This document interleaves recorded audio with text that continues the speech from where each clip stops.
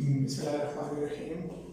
आज का हमारा लेक्चर BA 2 का सबक नंबर 2 बरतानवी आइन की नुमाया खसूसियात पर मुश्तमिल है। इस चैप्टर में हम लोग इस आइन की तमाम नुमाया खसूसियात जितनी भी किताबें लिखी और जो किताब के अलावा हैं उन्हें डिटेल से पढ़ेंगे और पढ़ने के अलावा हम उन्हें एक्सप्लेन भी करेंगे और तफसीली बात भी करेंगे। ये पूरा एक क्वेश्चन हमारे पास बनेगा बरतानवी आइन के अंदर क्या क्या नुमाया खसूसियात मौजूद हैं। सबसे पहले हम स्टार्ट करेंगे कि आइन कहते किसे हैं। आइन दसातीर या दस्तूर से निकला हुआ एक लफ्ज है और ये लफ्ज हम उर्दू में आमतौर पर रोजमर्रा जिंदगी में गुजारते हैं, यानी अपनी जिंदगी को दस्तूर के या मामूल के मुताबिक गुजारने के लिए चंद दफात का मजमूआ जो हमें हकूक और फ़राइज़ के मुतालिक आगाह करता है, हमें सजा और जज़ा के मामला बताता है, इस चीज़ को हम लोग आइन कहते हैं। नेक्स्ट हमारे पास सबसे पहली चीज़ जो आ रही है, जो इस आइन की पहली खसूसियत है, ये कदीम तरीन आइन कहलाता है। यानी अगर हमसे पूछा जाए कि दुनिया का सबसे कदीम तरीन आइन कौन सा है, तो हम इजीली कह सकते हैं कि हमारे पास कदीम तरीन जो आइन है वो बरतानवी आइन ही कहलाता है। अब इसे कदीम तरीन आइन कहने की वजूहात क्या है? सबसे पहले हमारे पास एक दस्तावेज मौजूद था जिसे हम मैग्ना कार्टा के नाम से जानते हैं। मैग्ना कार्टा तकरीबन 12वीं सदी में बनाया गया था और उसी आइन की एक नुमाया शक्ल हमारे पास आज बरतानवी आइन की सूरत में मौजूद है, क्योंकि बरतानिया एक कदीम तहजीब का हिस्सा था, बरतानिया एक कदीम तहजीब का हामिल मुल्क है, तो इसलिए इसके जो शहरी हैं वो भी अखलाकी तौर पे, समाजी तौर पे और जहानत के लिहाज से बहुत ज्यादा कदामत परस्ती का शिकार है। इसी वजह से वो अपने तमाम रसूम को, रवायात को लेके चलते आ रहे हैं। यानी हम लोग इजीली कह सकते हैं कि 12वीं सदी में जो बरतानिया के अंदर कानून मौजूद था उसी की एक शक्ल आज हमारे पास बरतानवी आइन की सूरत में मौजूद है। तो पहली खसूसियत जो हमें समझ आ रही है कि ये कदीम तरीन आइन है जो दुनिया का सबसे पहला आइन जिसे कहा जाए तो कहा जा सकता है।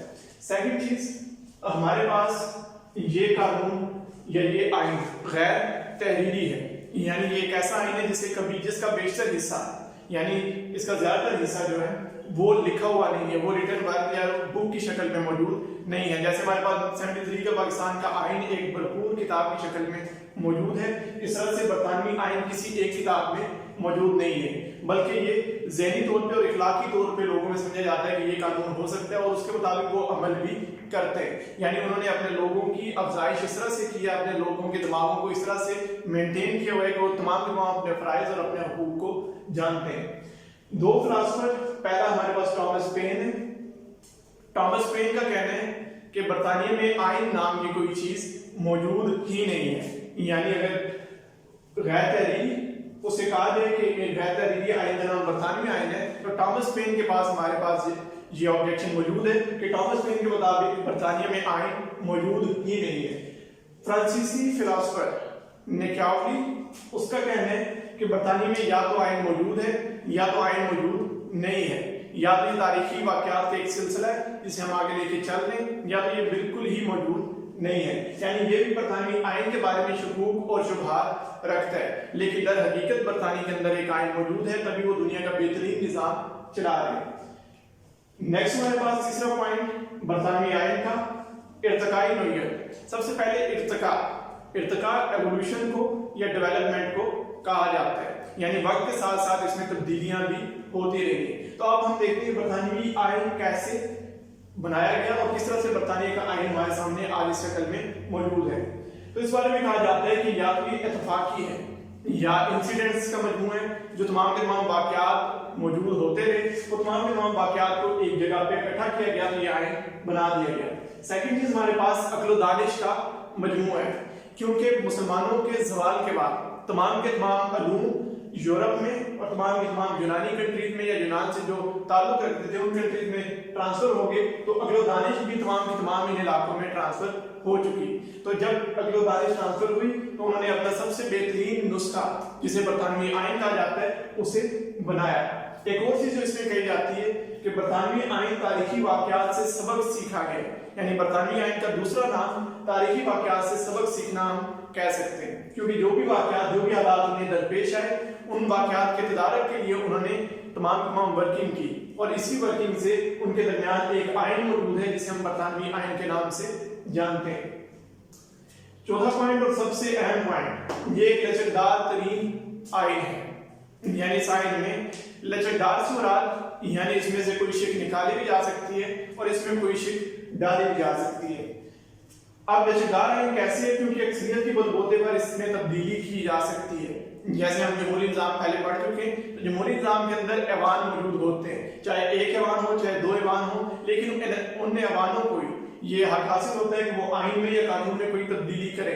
تو برطانیہ میں جو بھی حکومت اکثریت حاصل کر کے آتی ہے یا جو بھی پارٹی اکثریت حاصل کر کے آتی ہے وہ اپنی اکثریت کے بلبوتے پر تبدیلی بھی لا سکتی ہے اور اس آئین کو کنسنسس کے ساتھ تبدیل بھی کیا جا سکتا ہے۔ تو یہ حالات اور واقعات کے مطابق ڈھلنے والا ایک اہم ترین دنیا کا آئین موجود ہے۔ اس کے برعکس ہم دنیا کی بہت سی ایسی کنٹریز کو بھی پڑھ سکتے ہیں جن میں آئین لچکدار نہیں ہے، وہ بادشاہ کے نظام پہ چل رہی ہیں۔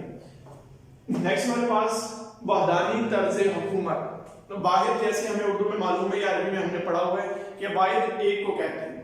یہ وحدانی طرز حکومت یعنی جو حکومت کی جا رہی ہے وہ واحد ایک نسخے پہ عمل کر کے کی جا رہی ہے، یعنی اس میں تمام اختیارات جو ہیں وہ صرف اور صرف کابینہ کے پاس یا حکومت کے پاس موجود ہوتے ہیں۔ اس میں اختیارات کی تقسیم کسی بھی قسم کی نہیں کی ہوئی۔ اب اختیارات کی تقسیم سے مراد ہم یہ لے سکتے ہیں جیسے پاکستان میں ہمارے پاس بلدیاتی ادارے موجود ہیں جنہیں ہم یونین کاؤنسلز کے نام سے جانتے ہیں، جنہیں ہم میٹروپولیٹن کارپوریشن کے نام سے جانتے ہیں۔ ایسے کوئی بھی ادارہ برطانیہ کے اندر موجود نہیں ہے۔ برطانیہ کے اندر چھوٹے چھوٹے قصبے بنائے گئے، ان قصبوں کو کاؤنٹیز کا نام دیا گیا اور یہ مقامی یونٹس ہیں۔ ان کے پاس کوئی بھی اختیار موجود نہیں ہوتا۔ تمام اختیار ان کے تائیدار یعنی جو وزیر اعظم ہے اس کے پاس ہیں یا پھر ان کی جو کابینہ یا ان کی پارلیمنٹ جو موجود ہے اسی کے پاس تمام اختیارات موجود ہیں۔ نیکسٹ ہمارے پاس پارلیمانی طرز حکومت یعنی برطانیہ۔ ہم اگر کہتے ہیں کہ برطانیہ ایک جمہوری ملک ہے تو برطانیہ جمہوری ملک ہونے کے ساتھ ساتھ پارلیمانی ملک بھی کہا جا سکتا ہے برطانیہ کو۔ اب اسے ہم پارلیمانی ملک کیوں کہتے ہیں؟ کیونکہ اس میں پارلیمنٹ کا مکمل وجود موجود ہے۔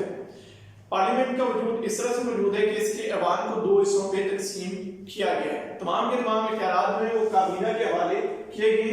کابینہ پارلیمان کے سامنے جواب دے، یعنی یہاں سے ایک بات کلیئر سمجھ آ رہی ہے کہ برطانیہ میں اختیارات کسی کو بھی حاصل نہیں، اختیارات کابینہ استعمال کرتی ہے، لیکن پارلیمان کی منظوری اور پارلیمان کی رضامندی کے ساتھ ساتھ، یعنی پارلیمان اگر کسی فیصلے میں راضی نہیں ہوگی، کسی اختیارات کو یوز کرنے پر راضی نہیں ہوگی تو وہ اختیار کبھی بھی استعمال نہیں کیا جائے گا۔ تو برطانیہ میں تمام کے تمام اختیارات جو ہیں وہ کابینہ کے پاس جمع کروا دیے گئے اور کابینہ اپنے تائیدار کی مشروط یا اپنے تائیدار کی غیر مشروط ہمانگی کے بغیر کوئی بھی فیصلہ نہیں کر سکتی۔ برطانیہ میں قانون کی حاکمیت ہے اس طرح سے کہ تمام کے تمام لوگوں کو یکساں حقوق دیے گئے، تمام کے تمام لوگوں کو یکساں حقوق میسر کیے گئے۔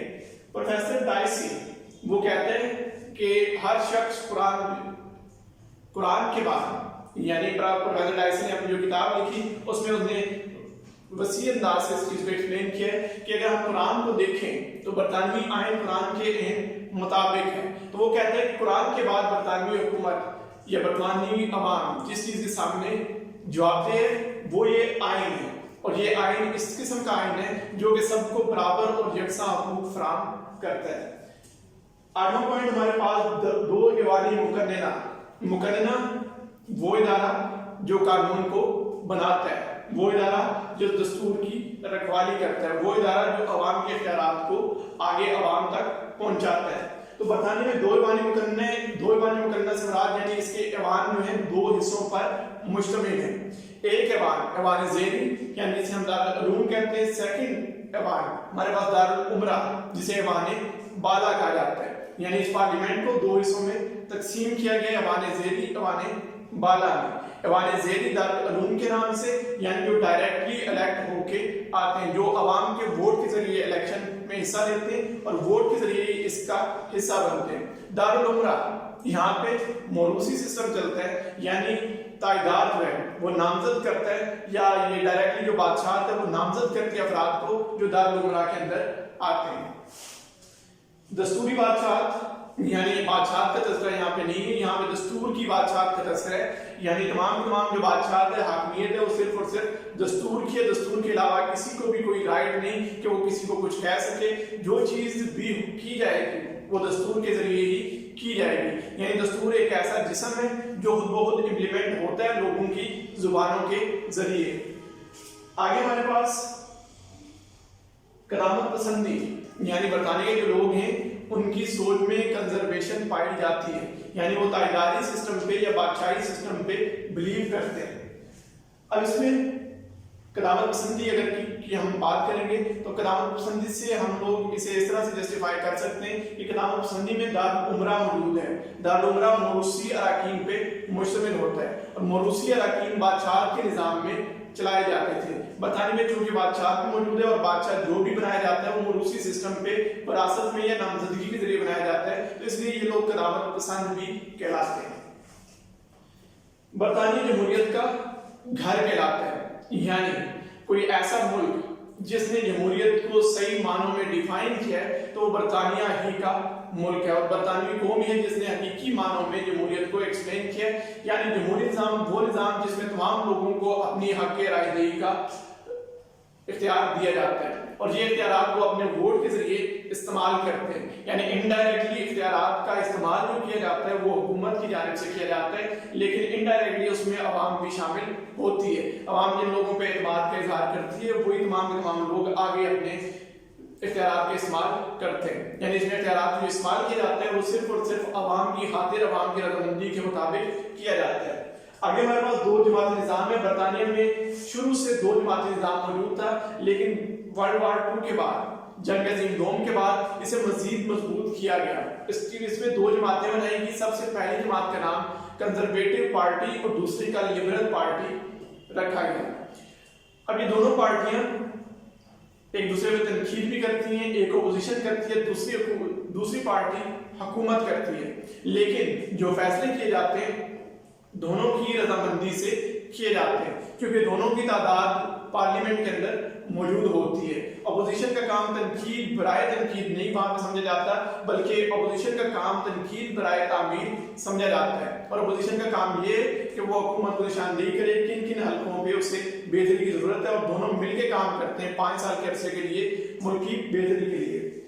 नेक्स्ट हमारे पास बुनियादी हकूक। बरतानिया दुनिया में सबसे बेहतरीन मुल्क समझा जाता है जो कि अपने शहरियों को तमाम के तमाम बुनियादी हकूक फराहम करता है, यानी बरतानिया के अंदर तमाम बुनियादी हकूक हर शख्स को वहाँ का रिहायशी है या नहीं, जिस वक्त तक वो बरतानिया के अंदर मौजूद है उसे बुनियादी हकूक फराहम किए जाते हैं।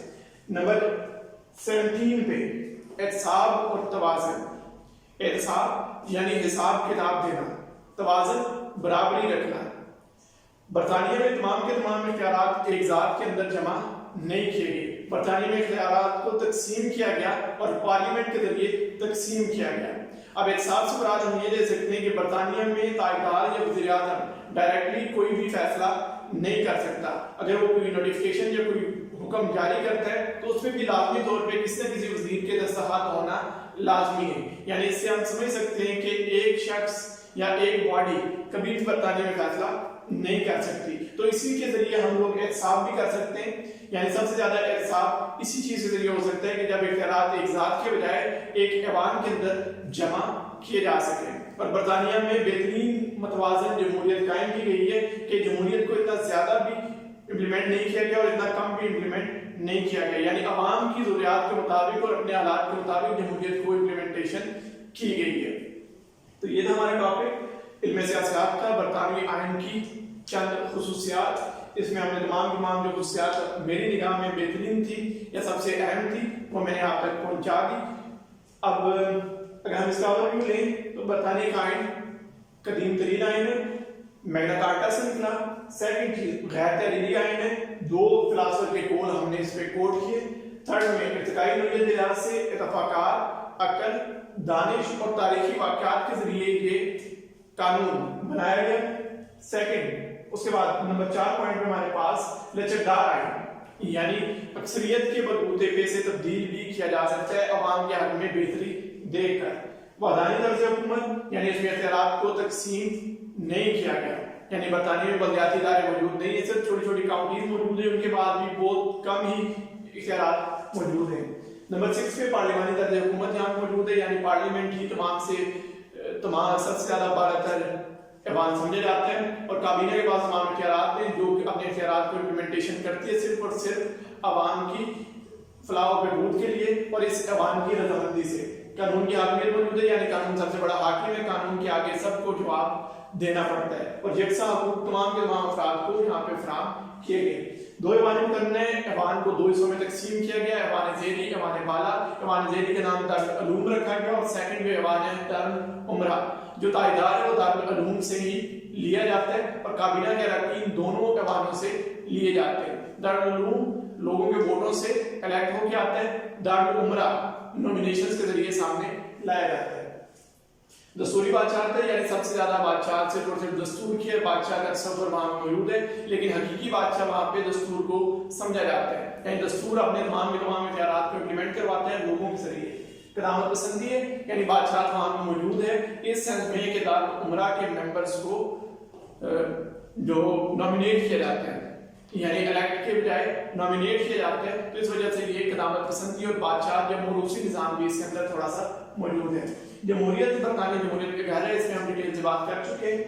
دو جماعتی نظام، دو جماعتوں میں نظام کو تقسیم کیا گیا، ایک کنزرویٹو اور ایک لبرل۔ دونوں پارٹیاں ملک کی فلاح کے لیے ایک پیج پہ اکٹھی ہو کے فیصلے لیتی ہیں، یعنی یہ حاکم جماعت اکیلی فیصلے نہیں لیتی بلکہ دونوں جماعتیں اکٹھی ہو کے فیصلہ کرتی ہیں۔ بنیادی حقوق یعنی تمام لوگوں کو یکساں حقوق دیے گئے ہیں، یعنی ہر شخص کو حق حاصل ہے اور بنیادی حق حاصل ہے، چاہے وہ تارک وطن ہے، جیسے پاکستان سے بہت سے رہائشی برطانیہ میں رہائش پذیر ہیں، لیکن انہیں بھی بنیادی حقوق حاصل ہیں جو برطانیہ کے عام شہری کو حاصل ہوتے ہیں۔ اینڈ پہ احتساب اور توازن، برطانوی آئین میں احتساب اور توازن کی واضح شکلیں موجود ہیں، یعنی اختیارات ایک شخص میں، ایک شخصیت میں جمع نہیں کیے گئے بلکہ اختیارات کو تقسیم کیا گیا اور تمام کے تمام کنسنسس کے ذریعے فیصلے کیے جاتے ہیں، تو احتساب اور توازن اسی صورت میں ہمارے پاس آ جاتا ہے۔ یہ ہمارا آج کا لیکچر علم سیاست کا، انشاءاللہ کل ہم دوسرے لیکچر کے ساتھ حاضر ہوں گے۔ بہت شکریہ۔